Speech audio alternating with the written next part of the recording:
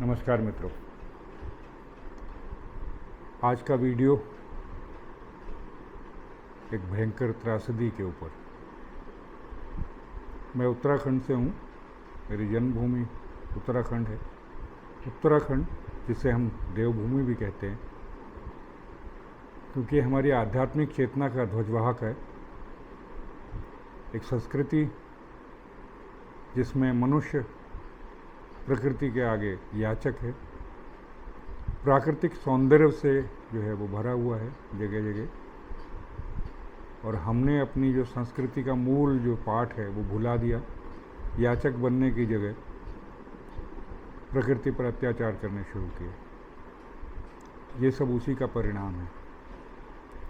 उत्तराखंड के जो सौंदर्य वाले स्थान हैं उनमें सबसे आगे जो एक स्थान है वो हर्षिल वैली है, भगीरथी नदी के किनारे, गंगोत्री के नीचे।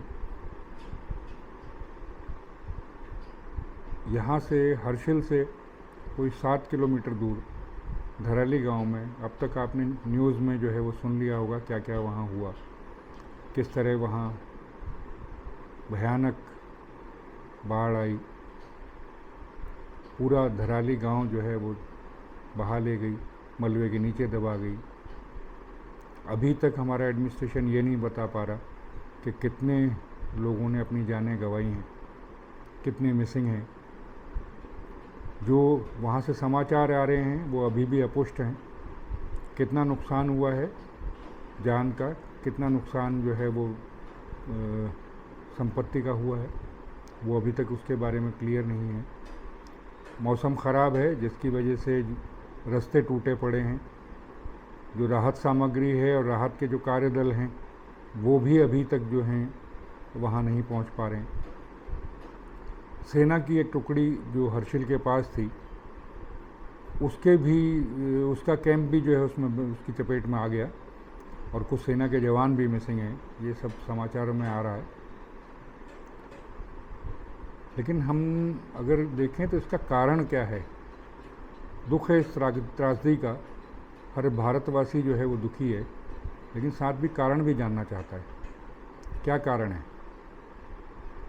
ये जो हर्षिल में भगीरथी नदी के किनारे और भगीरथी के सहायक नदियाँ, जैसे इसमें अभी जिसको खीर गंगा कह रहे हैं वो एक गधेरा है, पहाड़ी नाला है, उसके किनारे बसे हुए ये रिजॉर्ट्स हैं, उसके किनारे बसी हुई मार्केट्स हैं, उसके किनारे बसी हुई नई आबादी हैं, इनको सबसे ज़्यादा नुकसान हुआ है। लेकिन ये वहाँ बसी क्यों है?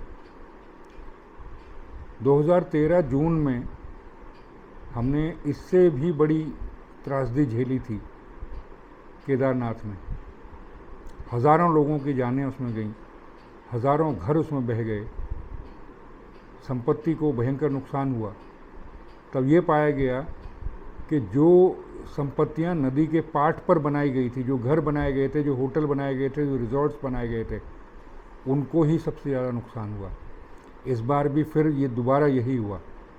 हमने तो कोई सबक नहीं सीखा उससे। 2013 में जब हुआ तो उस वक़्त जो है हमेशा की तरह हमारे जो शीर्षस्थ जो ऑफिसर्स थे वहाँ, जिनकी जिम्मेदारी बनती थी, वो वहाँ से गायब पाए गए। 13 जून 2013 को ये घटना वहाँ केदारनाथ में हुई, और देहरादून तक खबर पहुँचने में 5 दिन लगे। 18 जून को जा कर के देहरादून में एक खबर मिली राज्य सरकार को। इस बार ऐसा नहीं हुआ है। इस बार स्थानीय लोगों ने जो वीडियो बना के इंटरनेट पर डाले हैं उसकी वजह से तुरंत पता लग गया है।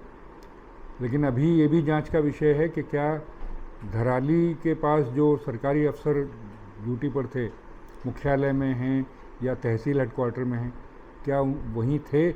क्या उनको ये उसकी जानकारी समय पर मिली? क्या उन्होंने कुछ इस बारे में किया? अभी ये जांच का विषय है, पता लगेगा बाद में। लेकिन अगर आप ध्यान से देखें तो पिछले कुछ सालों में 2006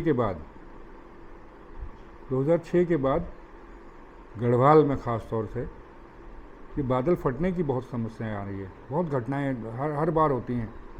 इस बार तो बहुत ज़्यादा हुई हैं, पर ये हर साल बढ़ती जा रही हैं। क्या कोई वैज्ञानिक बताएगा कि इस 2006 से जो बढ़ी हुई ये जो बादल फटने की जो घटनाएं हैं, इसका कोई लिंक टेहरी डैम के बनने से हुआ है या और डैम्स जो बने हैं जगह जगह गढ़वाल में? क्या इससे कोई इसका संबंध है? क्या जो कंडेंसेशन है, प्रिसिपिटेशन है, ये उसी इलाके में ज़्यादा हुआ जहाँ की ये झीलें हैं बनी हुई? सबसे बड़ी झील तो इस वक्त वहीं है, 40 किलोमीटर से ज़्यादा उसकी परिधि है टिहरी झील की। क्या इसकी वजह से कुछ हुआ है? तो पहला सवाल तो ये दिमाग में आता है।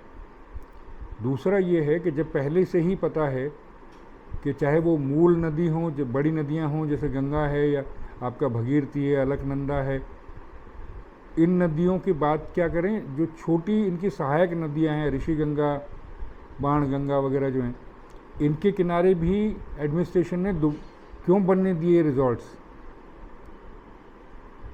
क्यों बनने दी वहाँ मार्केट्स? और तीसरा एक प्रश्न और है जिसको सरकार को जवाब देना चाहिए कि क्या इन जो भूस्खलन हो रहे हैं इसका लिंक जो सड़कों का जाल सरकार बिछा रही है, जो सड़कों चौड़ी करने का काम कर रही है, जो टनल्स बना रही है सड़कों के लिए, क्या उससे इसका संबंध है? प्रथम दृष्टया तो लगता है कि इससे संबंध है, लेकिन सरकार ने आज तक तो इसकी कोई ज़रूरत नहीं समझी कि कोई कमेटी बिठाई जाए साइंटिस्टों की जो बताए, कोई श्वेत पत्र जारी करे। शायद सरकार ने मान लिया है कि सड़कें बनाना, पर्यटन को जो है बढ़ावा देना, यही उत्तराखंड के विकास का एकमात्र तरीका है। शायद विकास उनके लिए यही है, लेकिन ऐसे ये तो विकास नहीं है, तो विनाश है। ये डैम बनाना, ये सड़कें बनाना, सड़कों के लिए जो है बारूद का विस्फोट करना, इसका कुछ तो असर होता होगा। कच्चे पहाड़ हैं हिमालय के, ये इसमें होता होगा। आप देखिए गढ़वाल में ज़्यादा हो रही हैं ये इस तरह की बादल फटने की और भूस्खलन की घटनाएं बनिस्बत कुमाऊं के। इसका कोई अध्ययन सरकार करेगी कभी? मुझे तो नहीं लगता, क्योंकि बेसिकली ये रिजॉर्ट्स और ये जो वहाँ जो मार्केट्स वगैरह बन रही हैं, ये वहाँ के स्थानीय नेताओं और अफसरों के ही हैं। उत्तराखंड अकेला राज्य है जहाँ हर नेता या तो स्वयं ठेकेदार है या उसके घर वाले ठेकेदार हैं, उसके रिश्तेदार ठेकेदार हैं, नहीं तो वो ठेकेदारों का स्पॉन्सर्ड है। अकेला राज्य है, आज भी स्थिति यही है। उत्तराखंड राज्य बनने से पहले भी स्थिति यही थी, अब वो स्थिति भयावह होती जा रही है। ये जो रिजॉर्ट्स बने हैं, ये इन अफसरों की, जो आईएएस ऑफिसर्स वगैरह हैं या जो नेता हैं, मंत्री हैं, विधायक हैं, सांसद हैं, इनकी ऐशगाहें हैं। क्या नहीं होता इन रिजॉर्ट्स में, कितनी घटनाएं आ चुकी हैं, क्योंकि इनकी ऐशगाहें हैं, क्योंकि खुद उसमें उस व्यापार में सम्मिलित हैं, इसलिए इन्होंने उसको उसकी तरफ से, जब वो बन रहे थे तो उसकी तरफ से आंखें मूंद ली और आगे भी कुछ नहीं करेंगे। मुझे कोई आशा नहीं है, किसी पहाड़ी को कोई आशा नहीं है कि इस बांध में कुछ करेंगे।